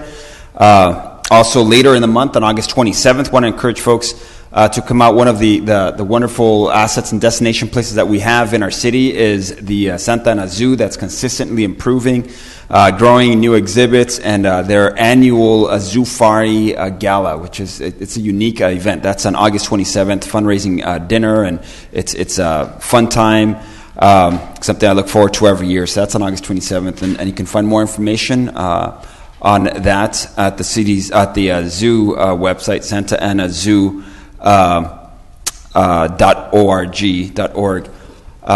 Also, thank you, Councilman Martinez, for the reminder here. On August 20th, there's quite a bit going on. That August 20th, also in my own neighborhood, actually, there's the Townsend Rate Street Fiesta. So it's a resource fair and fun event and community event at 7 and 800 block of South Townsend Street. And that's actually put on by collaborative partners, including KidWorks, that I'm very closely know very well, and I'm on staff at. So thank you for that, again, that reminder.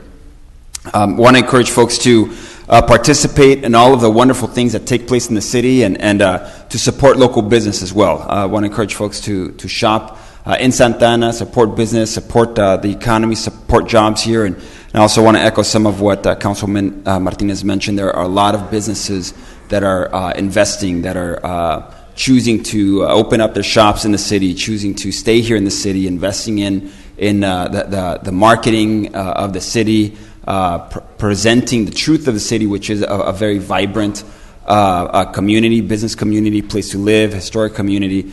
So to the degree that we as a city can continue to, both the residents support them, but then also as a council support economic development and support those businesses and partner up with local business. It's in our best interest, and it will go a long way, basically, that public-private partnership and leverage those resources. So encourage folks to, again, shop and support business in our town.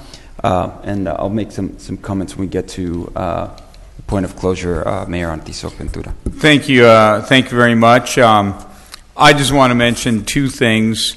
One is that over at the Orange County Transportation Authority, we've reached basically a point where in the very near future we're going to find out whether or not there's money coming in from Sacramento as it relates to the cap and trade dollars. And if those monies come in, then we're done with our project and we just go forward, submit it to the federal government, we go on to the next level. If we don't get the $40 million that we're expecting from the state, then whatever the delta is going to be at OCTA, we're going to have to come up with the difference. Fortunately, we have quite a bit of money set aside in Measure M2, and we'll be able to, I believe, fill the gap. But I just mention all this because this is going to happen very quickly as we go into the latter part of August. So that's right around the corner. The other thing is I know that we all are thinking about what we can do to support our police department. I know we've got more crime activity than any of us would like, and so let's just continue to spend time on that and see what we can do. And I know today I had an 85A that I continued. Again, I just want us all to look at the numbers more closely and let's figure out what we can do. So with that, I'm going to turn things over to Council Member David Benavides, because he was very, very close to the gentleman Tizoc that we're about to adjourn the meeting in his honor, and I would like to afford him the opportunity to say some kind words. Thank you, Mayor. On the morning of July 22nd, just a couple weeks ago, I received a call that a good friend of our community in the city, Tizoc Ventura, had passed away. He lost his battle with cancer, and it was a fairly quick decline in his health. And I was very saddened and moved by the news. I remember Tizoc from a few years ago. A gentleman came and spoke before council with a very deep and authoritative voice. So it caught my attention, and I was intrigued by what he might have to say. And then as I paid close attention, I learned that he was just coming to advocate for our libraries, for youth programs, for just things that our community needed.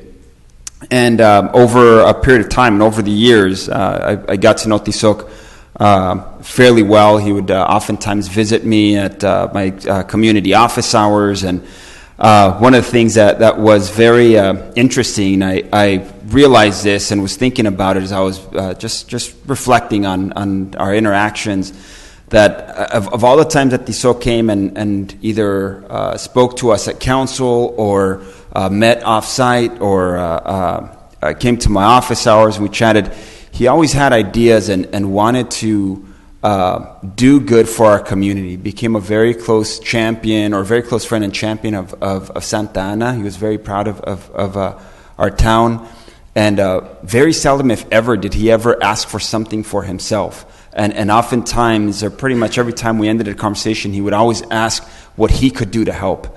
So tonight, I want to read some comments. Tonight, we adjourn our council meeting in memory of Tizoc Ventura, an individual that will be remembered fondly by many in our community. Tizoc passed away on July 22nd after a short battle with liver cancer. His friends joined together in opening a GoFundMe account that's still active to help raise $5,000 for his funeral. In a very short time, they almost raised their goal. There's a little bit of room there still if anybody is interested in supporting the family. And you know that it speaks volumes of the gratitude the residents felt for such a soft-spoken and polite member of our community. Tizoc spoke limited English, but that did not limit the impact he had on our community. He had great pride in Santa Ana and wanted to make this community even better. He would often attend city council meetings to urge the council to extend hours of operation at the Santa Ana Main Library, and later also worked closely with us to champion the approval of the Sunshine Ordinance. It was his continued appeal that helped make it so that our community now enjoys extended extended hours at the library, and also we now have a transparency ordinance within our government. He was an active member of our community, a part of Sacred, El Centro Cultural de Mexico, and other efforts. And we thank him for being a man of action, not just of words, and extend our heartfelt condolences to the Ventura family and friends. And know that a lot of his friends and family were monolingual Spanish speakers, and a number of them knew that we were going to be closing tonight's meeting in his honor. So I'd like to ask council to indulge me as I read a few words in Spanish as well, for those who might be either visiting here with us today, or watching from home, or might see this video at a later time.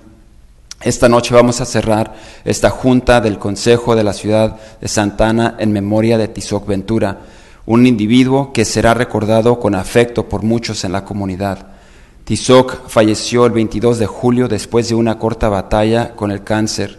Sus amigos se reunieron en la apertura de un fondo de cuenta para ayudar a recaudar fondos para su entierro. En corto tiempo casi alcanzaron su objetivo. Y esto habla volúmenes de la gratitud que los residentes sentían por esa voz suave pero un fuerte miembro de nuestra comunidad. Tizoc hablaba inglés limitado, pero no limitó su impacto que tuvo en nuestra comunidad. Tenía un gran orgullo de Santa Ana y quería hacerlo a una ciudad aún mejor. Él asistía a las juntas del consejo para pedir que los horarios de la biblioteca se extendieran, y luego abogó para la aprobación de la ordenanza de transparencia. Fue su constante recurso que permitió que nuestra comunidad ahora disfrute de horarios extendidos en la biblioteca y que también tengamos una transparencia en nuestro gobierno. Él era un miembro activo de Sacred y del Centro Cultural de México, junto con otras organizaciones y esfuerzos en nuestra ciudad. Agradecemos y siempre agradeceremos un hombre de acción, no solo de palabras, y ahora expresamos nuestras sinceras pésame a la familia Ventura, a todos sus amigos y de nuevo a su familia. Gracias a Tizoc por tu entrega y apoyo a nuestra comunidad. Thank you, Tizoc, for all that you did for our community. We appreciate and love you, and we'll always remember you. I had the privilege of being at his memorial gathering just a few days ago, and it was a very touching time as we all gathered to recognize and honor a man of a big heart. So with that, we'll adjourn tonight's meeting in his memory. Thank you. Let the record reflect that that's what we did this evening. So with that, this meeting is adjourned.